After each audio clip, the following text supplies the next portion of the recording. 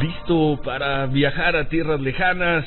Muy buenos días, Manlio Fabio Ciro, Beltrones. Claro que sí. Qué gusto platicar. Bueno, ni tan lejanas, ¿no? Vas a Guadalajara, ahí te toca. es una gran ciudad, hermosa ciudad, en la que pues vamos a tener la oportunidad de platicar alrededor de la visión de futuro que tiene el PRI en la ruta de las elecciones del 2018. Parte de los trabajos, pero bueno, no previos, parte de los trabajos iniciales de la 22 Asamblea que va a tener lugar lo que va a concluir el sábado en la Ciudad de México. Bueno, cuesta mucho entenderlos, Manlio. Depende a quién escuches una cosa por aquí. Hablábamos con Ivonne Ortega hace unos momentos. Ivonne Ortega fue secretaria general del partido. Así es. Hace no mucho. Y es una priista sumamente respetable y respetada. Y ella insiste que tiene que haber una consulta abierta para seleccionar a los candidatos. Yo le decía a Ivonne, ¿en serio ves al PRI en estos momentos en una posición de ir a una consulta abierta para definir, qué sé yo, cientos, quizá miles de candidaturas? ¿Tú lo ves así, Manlio? Bueno, un partido tiene que trabajar siempre con sus reglas, pero también con la estrategia necesaria como para poder llegar a ser competitivo. Y lo que hoy está sucediendo es que, al igual que todas las asambleas, con excepción de la séptima, desde 1950, la primera asamblea con Sánchez Taboada, y revisándolas, pues todas discutían sobre lo que debería de ser la participación de la militancia, la elección democrática. La única que lo evitó, dije, es la séptima asamblea, la de Jesús Reyes Heroles, que le puso, como era él, mucha más atención a lo que era el programa, para después el hombre, que por cierto primero fue el hombre, después el programa, que hoy se repite siempre, dándole su crédito obviamente a don Jesús, al brillante don Jesús Reyes Heroles, pero todas han discutido sobre la metodología, la forma de elegir a los candidatos. No hay asamblea que se presente en la cual no venga una solicitud de esta naturaleza. En la pasada asamblea se pusieron las tres formas en las cuales se podrían elegir a los candidatos. Creo que de eso ya habló, y habló muy bien, porque lo conoce Ivonne, y que pues en esta habrá de revisarse las mismas. Y creo que es muy importante que así suceda, que nadie se asuste alrededor de ello. Es que un partido sin una militancia pues no tiene sentido, y una militancia sin capacidad y poder de participación pues en buena parte no tiene valor ni sentido de ser. En realidad el futuro se lo dan a los partidos políticos las militancias. No, de acuerdo, pero ella, insisto, ella habla de consulta abierta, de ir a elecciones abiertas. Tú no estás por eso. No, es que hay tres métodos. Yo creo que lo que se refiere ella es a que dentro de los tres métodos se tiene que discutir cuál es aquel que mejores resultados nos debe de dar. Pero eso no va a ser parte de la asamblea. No va a ser parte. Yo creo que no debería de ser parte de una discusión. Es la asamblea, el método, la asamblea previa, es ajustes. Es la asamblea previa a la designación, nominación, postulación, como quieras llamarlo, del candidato presidencial. Claro que sí.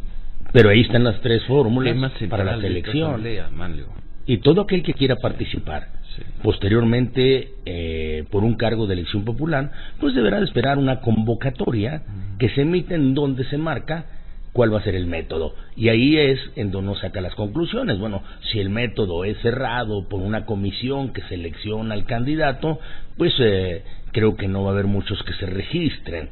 Si es un método abierto, como el que dice mi amiga Ivonne Ortega, que es consulta a la base y a los militantes y a los simpatizantes, pues estoy seguro que va a haber varios que se registren. Y si es una asamblea de delegados amplia, democrática también, pues estoy cierto que también habrá posibilidades de registro.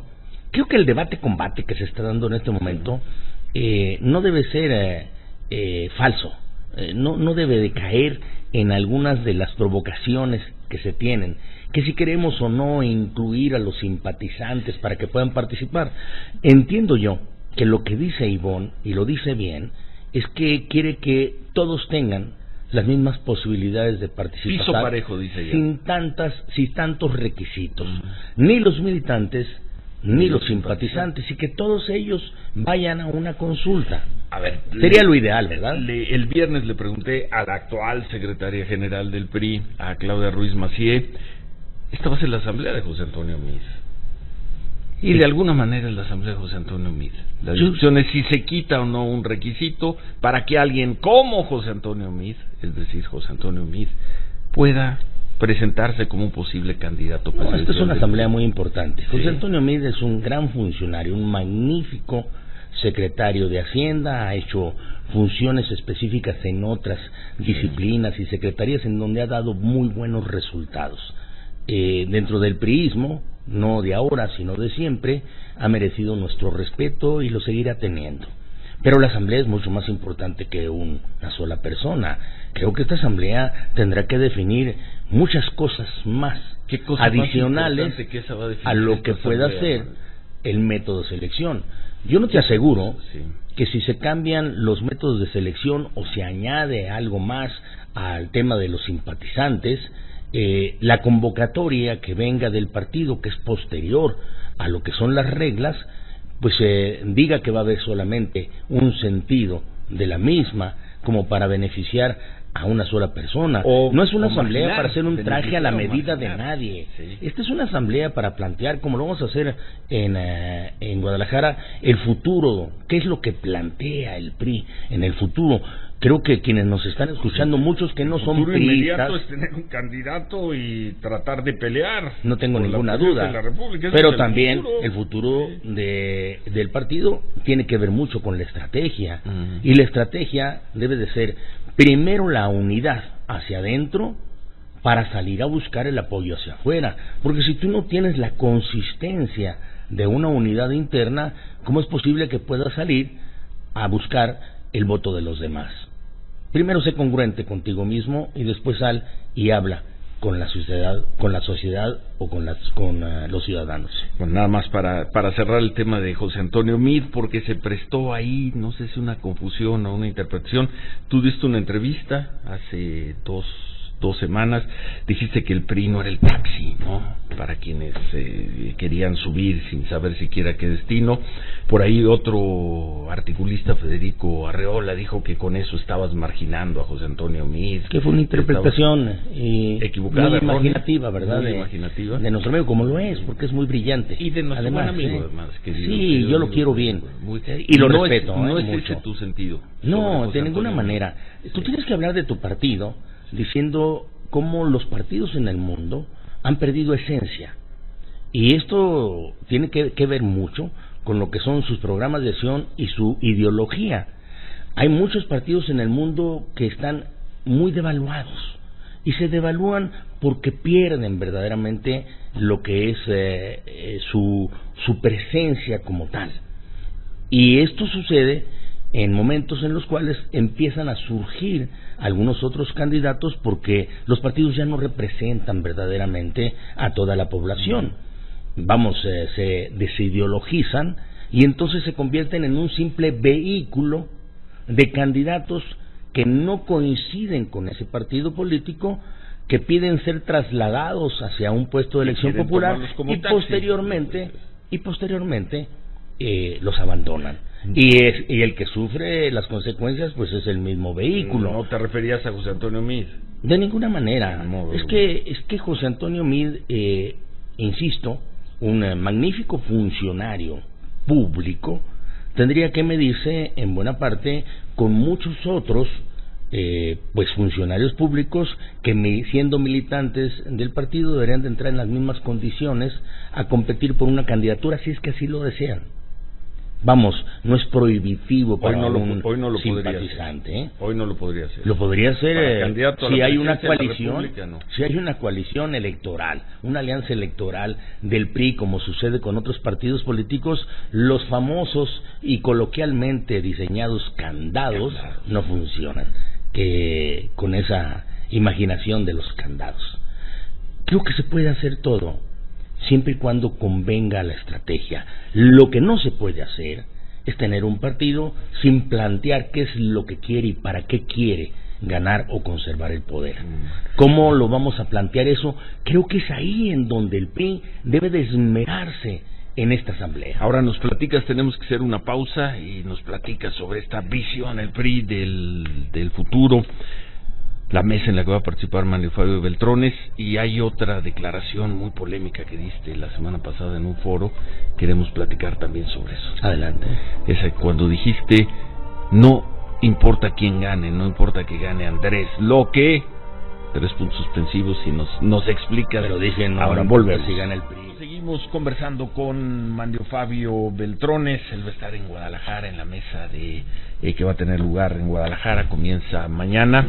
Ya hizo una buena explicación de que ni es esta 22 asamblea, ni es la asamblea de José Antonio Meade, ni tiene nada contra José Antonio Meade, que no se tendrían que quitar los candados para que una eventual candidatura del PRI fuera para José Antonio Meade siempre que hubiera una coalición con otro partido. Sí, pero ya nada más. Pero no tiene sentido. Demasiado ruido entonces con esto. No tiene sentido personalizar una asamblea. Esta es una asamblea para millones de militantes también del PRI que tienen que organizarse en la ruta electoral.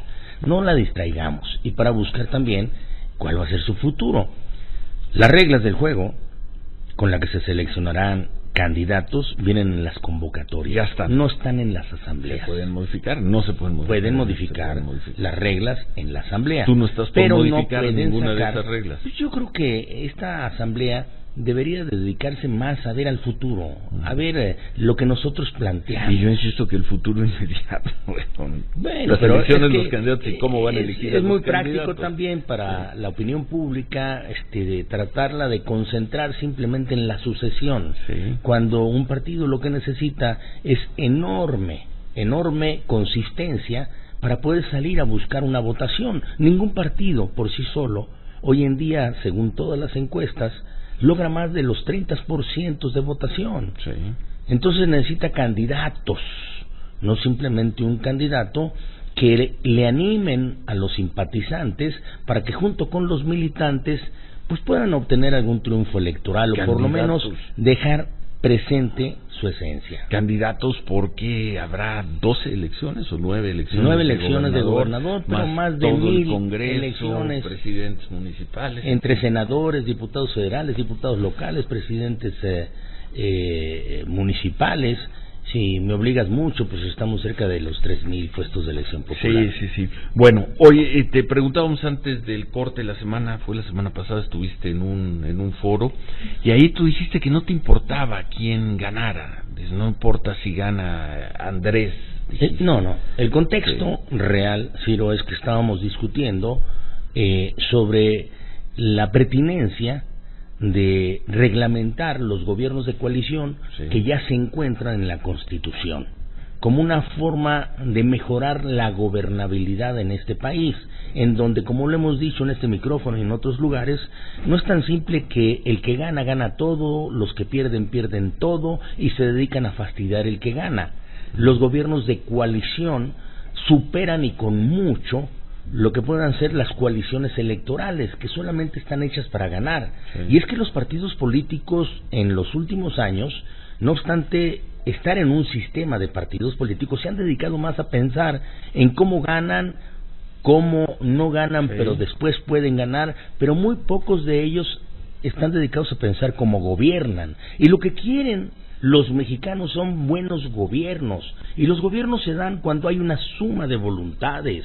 Vamos, la crisis del 2006 se dio porque hubo una diferencia de votación de medio punto, y era posible en ese momento en el que hubiera una crisis constitucional, porque no podía tomar posesión el que dijo el tribunal que había ganado, que era Felipe Calderón, y Andrés Manuel López Obrador, que no lo quería dejar tomar posesión, que en ese tiempo era candidato del PRD. Bueno, ese escenario es posible que se vuelva a repetir, no con los mismos protagonistas en esencia, pero sí con los mismos resultados. Por lo menos los números son lo que dicen. Hay quienes podrían pensar, no, es más fácil, se va a resolver por mayor puntuación. Vamos a poner el ejemplo. Está bien, le damos a alguien que pueda conseguir 37% de la votación por encima de otro con 5 puntos de ventaja, 6, más que o son menos suficientes, como ganó el presidente Peña Nieto, que son suficientes. Sí. Pero el presidente Peña Nieto con inteligencia, lo primero que hizo es decir, 37 no me alcanza, y entonces generó con voluntad un acuerdo que se llamó Pacto por México para hacer las grandes transformaciones. Estas transformaciones en las que muchos de nosotros participamos y que el PRI en esta ocasión debe de procurar cómo le da a ello consistencia a través del reconocimiento del espíritu de las transformaciones. Vamos a la segunda generación de esas reformas con un sustento específico en dónde tienen que pegar. Bueno, yo estoy más que convencido que es una lucha en contra de la desigualdad. Si queremos seguir creciendo, pues debemos de buscar también que el crecimiento se reparta de mejor manera.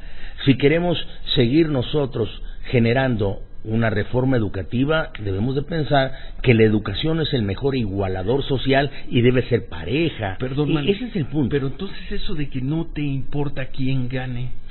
Y entonces el contexto que se estaba dando en ese momento es un gobierno que a final de cuentas admita la necesidad de generar una coalición, como lo dice, un gobierno de coalición, como lo dice la Constitución, y ahí no tiene ninguna importancia entonces posteriormente para muchos de nosotros que estamos muy convencidos de la necesaria nueva gobernabilidad, si gana el PRI, si gana el PAN, si gana el PRD, si gana un frente llamado amplio, un frente opositor, si gana Andrés, sino si tienen capacidad de formar un gobierno de coalición. ¿En serio da lo mismo, Manlio? Bueno, a final de cuentas, si hay un gobierno de coalición... O sea, da lo mismo que gane el PRI con el 29% de los votos. No, a mí me interesa que gane el PRI. A que gane López Obrador con el 29% de los votos, da lo mismo. No, lo que pasa es que si gana alguien con un 29%, o 31, y hay uno con 31, 31, y hay otro con 28, pues lo único que va a tener es una crisis de gobernabilidad.